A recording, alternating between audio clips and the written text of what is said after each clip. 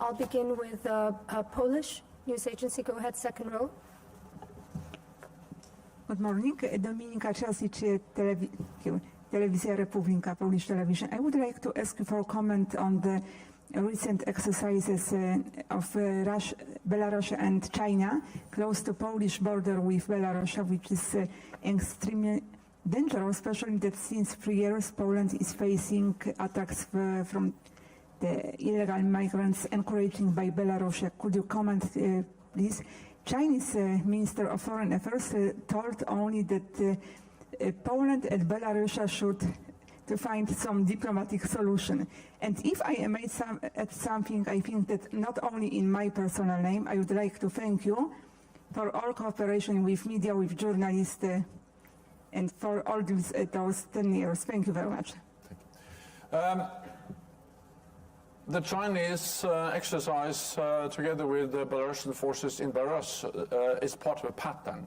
It just confirms how authoritarian regimes are aligning more and more, and also how China is coming closer to NATO in Europe, in Africa, in the Arctic, and elsewhere.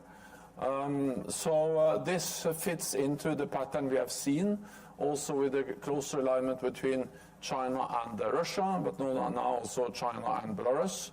And of course it also fits into the pattern of authoritarian powers working closer together in supporting Russia's war of aggression against Ukraine, a neighbor to Belarus.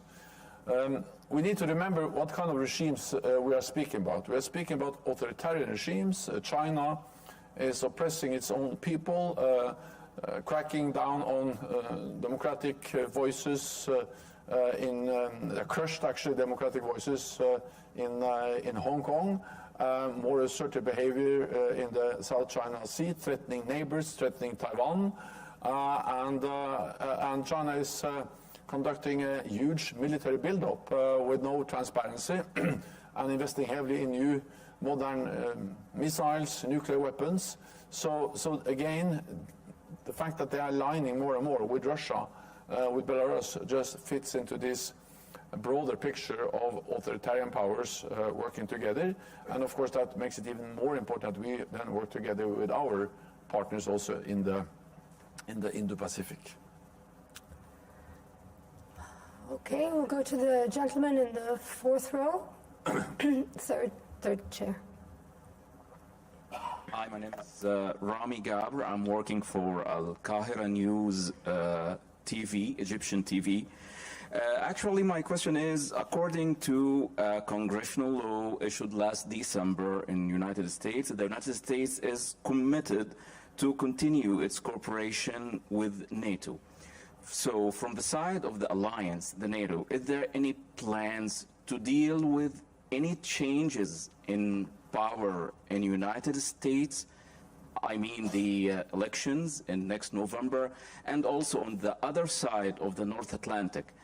There are some changes we are seeing now in Europe with some right-wing parties are getting some gains in the elections. So if the NATO in general has a plan to deal with all these changes in the both sides of the Atlantic?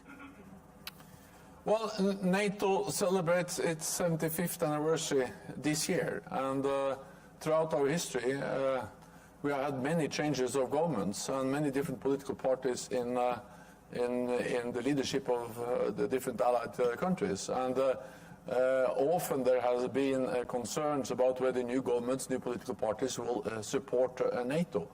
And of course in democracies you don't have any guarantees, but the reality is that NATO has proven extremely resilient, because every time they have a new party, a new government, they realize that every NATO ally is safer in NATO than outside NATO. NATO is in the security interest of all allies to stand together. And I expect that to continue to be the case, because it is good for North America to have a strong NATO, it's good for Europe to have a strong NATO. And when it comes to the United States, I would just say that I expect that the United States will remain a strong and loyal NATO ally, partly because it is in the security interest of the United States. There are concerns in the United States about the rise, the economic strength, the military power that China represents. And of course, the United States is big, 25% of the world's GDP, the world economy. But together with NATO allies, we represent 50%, twice as much, and 50% of the military might. So the reality is that NATO makes also the United States stronger and safer. And this is a strong argument for the United States to continue to support and to remain a loyal and committed NATO ally. There's also very strong bipartisan support in the United States, according to opinion polls, but also in the US Congress. And then thirdly, the main criticism from, for instance, former President Trump has actually not mainly been against NATO. It has been against NATO allies not investing enough in NATO, and this has fundamentally changed. When we made the pledge in 2014 to invest more in defense, only 3 allies met the NATO guideline of spending 2% of GDP. Now 23 allies. So the clear message from the United States has had an impact. European allies and Canada are really stepping up, and 23 allies will meet the 2% guideline this year. Many will actually spend significantly more. And today, Canada, Prime Minister Trudeau announced that also Canada will now put in place a plan to be at 2% within a few years. So that means that all those allies who are not yet at 2%, they have a plan in place to be at 2%. So I welcome both the fact that so many allies have reached the 2%, but also that those allies are not yet at 2%, including Canada, now have a clear plan in place. So for all these reasons, I expect the United States, as all the allies, to remain committed to NATO, because it is in our interest to be together. Okay, we'll go to Yonhap.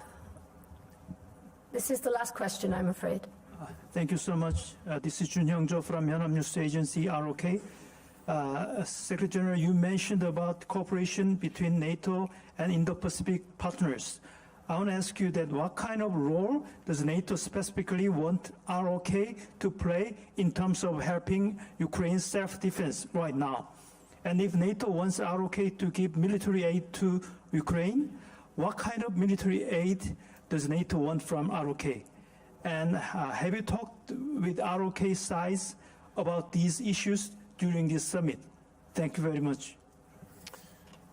I welcome all support to Ukraine, humanitarian, economic, military support, but it is for each and every country and each and every partner of NATO to decide exactly what kind of support they deem the right thing to provide to Ukraine. I had today a very good meeting with the President of the Republic of Korea, President Yoon. This is the 3rd time he participates in a NATO summit. I think that reflects that NATO and the Republic of Korea, we are really stepping up our cooperation. And South Korea, the Republic of Korea, is a highly valued NATO partner. And we are addressing how we can do more together, both deepen our political dialogue, but also strengthen our practical cooperation. We have agreed an individual tailored partnership program addressing different areas where we can work together. And of course, in the meeting with the President today, we also agreed and addressed the fact that what happens in Ukraine today demonstrates how interlinked European security is with the security in the Pacific. Because we all know that Russia's illegal war against Ukraine is supported by China, by Iran, but not least by North Korea. And North Korea has delivered huge amounts of ammunition, continues to deliver ammunition and military support to Russia's illegal war. And of course, this is not something North Korea is doing for free. We are very concerned about potential support that Russia may deliver to North Korea's nuclear missile programs, which are not only a threat to the Korean Peninsula, to the Republic of Korea, but to regional and global stability. So it demonstrates that security is not regional anymore, security is truly global, and North Korea's support to Russia's war in Ukraine and the consequences this will have is one example of that. So for all these reasons, we really welcome the deepened partnership between NATO and the Republic of Korea. I appreciate that I had one more possibility now today to meet with the President, and we agreed to step up further the cooperation between NATO and South Korea. Thank you, Secretary General. Sincere apologies, but that's all we have time for. Thank you all for being here.